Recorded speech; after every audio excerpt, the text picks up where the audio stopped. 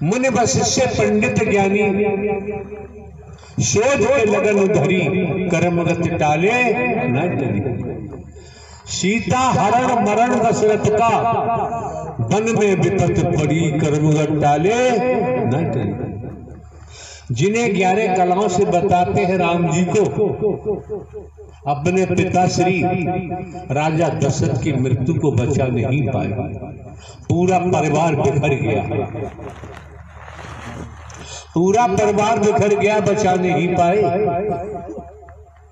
हम देखें, हम कंचन कामनी में फंसे हुए हैं, हम मोह में फंसे हुए हैं, ममता में फंसे हुए हैं, लोभ में फंसे हुए हैं, अहम में फंसे हुए हैं, काम वासना में फंसे हुए हैं। हम मैं मेरी अपने पराई में फंसे हुए हैं, भेदभाव में फंसे हुए हैं। तो वेदों में, शास्त्रों में, पुराणों में वैदिक काल का इतिहास बताता है, दसियों हजार या दसियों हजार वर्षों तक ऋषि मुनियों ने तपस्या की। जिनकी तपस्या की, उनका दर्शन नहीं पाया। समझो जरा, दर्शन नहीं हुआ। उनके पास न मोह न ममता थी, न कंचन कामनी, न मैं मेरी, न अपना पराया, न है, कुछ नहीं था। जब उनको दर्शन हुआ और ये कलयुगी जीव इसमें हाथ निराकार घुस जाता है कि निराकार की पकड़ है ही नहीं। कितने तेज, कैसे लोग हैं स्त्री पुरुष, निराकार निराकार। अरे भाई निराकार, आकार तो है नहीं। और कुछ भाषा ऐसी है जिसे लोग दुनियावी तौर पर हवा कहते हैं, लेकिन हमारे द्वारा तो ये कहा गया है भूत, अतीत, अतीत से वर्तमान, वर्तमान से भविष्य, कर्मों का भूत, कर्मों का जिन, कर्मों का खईस, ये मरते दम तक पीछा नहीं छोड़ता है। किसी से उधार लिया है, मैं ब्याज के अदा नहीं हो जाएगा तब तक मालिक छोड़ेगा नहीं। स्पष्ट है दुनियावी तौर पर। तो आप लोगों को जानकारी इसलिए दी जाती है, भिन्न भिन्न प्रांतों से, कस्बों से, शहरों से, नगरों से, महानगरों से, ग्रामीण अंचलों से जिस तादाद में आना हुआ है, आप तो समझ जाओ 20 वर्ष हो गए दुनियावी कैलेंडर के मुताबिक। हमने स्वयं को केवल हरकारा चौकीदार ही बताया है, इससे ज्यादा कुछ नहीं बताया। किसको क्या दिखाई देता है, ये उसका कर्म होगा, हो जाते। मौके बार बार नहीं मिलते हैं, समय बार बार प्राप्त नहीं होता है। दूसरे समझ सकते हैं आज का युग झूठों का है, आज का युग झूठों का है, झूठों का बोलबाला है दुनिया में। टूट रूपे और झूठ के साथ साथ कंचन कामनी और भेद, 4 पॉइंट ये विष है, महाविष, ये हलाला है, हलाहल संपूर्ण जगत में छाया हुआ है। मौके बार बार नहीं मिलते हैं, समय बार बार प्राप्त नहीं होता है। दूसरे समझो, अगर तुम्हारे बेटा बेटी अपने पिता के नाम को बेचते हैं, क्या वो पिता बर्दाश्त कर सकता है? हाथ उठाओ, बर्दाश्त कर सकता है? हाथ उठाओ ईमानदारी से। जब आपके बेटा बेटी आपके नाम को बेचते हैं, आप बर्दाश्त नहीं कर सकते। साकार हरि परमात्मा का जो नाम बेच रहे हैं, तो ये हरकारा चौकीदार बर्दाश्त नहीं कर सकता।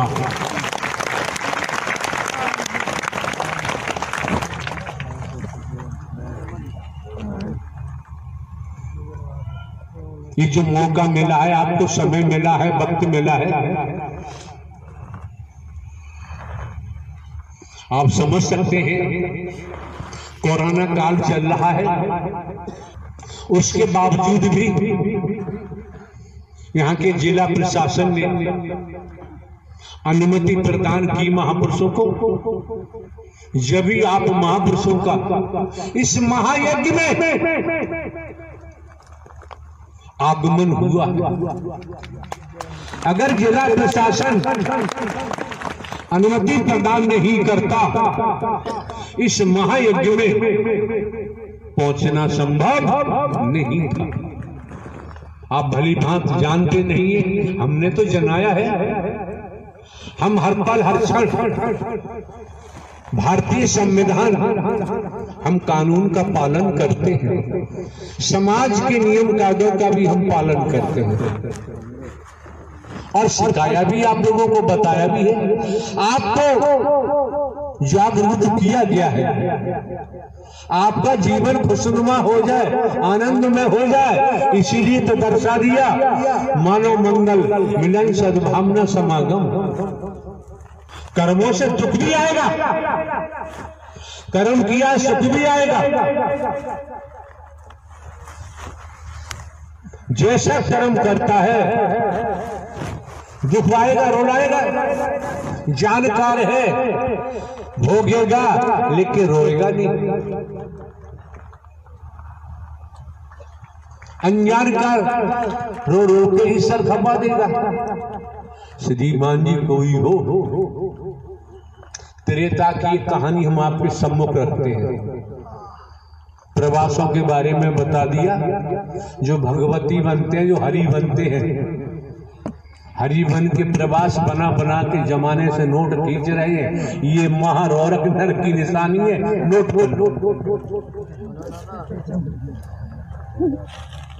हरि परमात्मा का विधान है और ये हरि परमात्मा के विधान को तोड़ रहे हैं।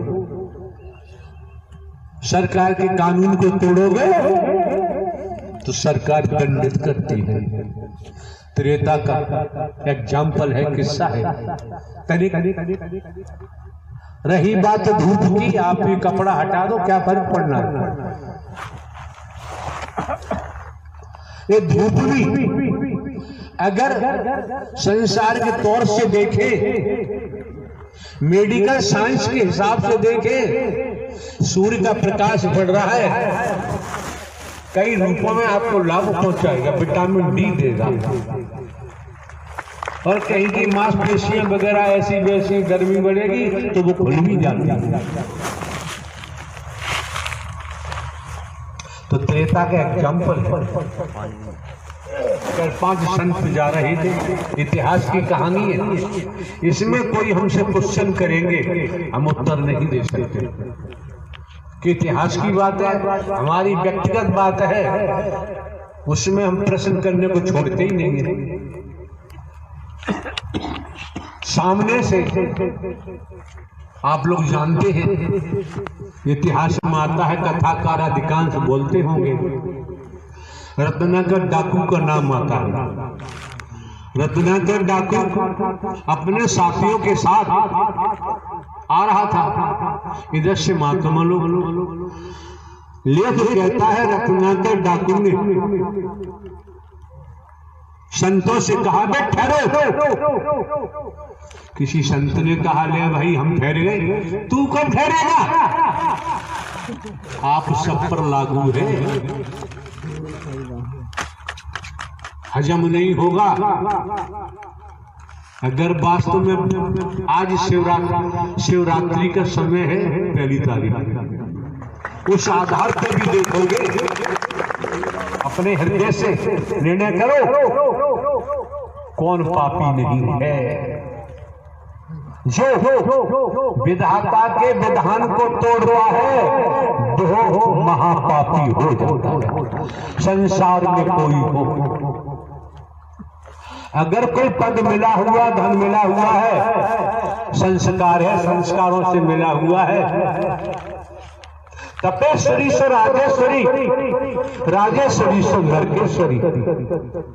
वेद कहता है, शास्त्र कहता है। संत ने कहा डाकुओं से, ले हमको ठहरे, तू कब ठहरेगा? तो रत्नाकर डाकू ने जवाब दिया होगा, ऐसा इतिहास कहता है। क्या पहले बुझा रहे हो, जो कुछ है रख दो। संत ने कहा ये दंड फंद किसके लिए करता है? परिवार के लिए, कि हम पे जो कुछ है हम रख देंगे। लेकिन परिवार वालों से पूछ गया, परिवार वालों से पूछ गया, तेरे कर्म में परिवार वाले साझीदार हैं? रत्नाकर डाकू ने कहा मैं जाऊंगा, तुम भाग जाओगे अपने साथियों को छोड़। हम क्यों भागेंगे? जिस मालिक के, जो ब्रह्मांड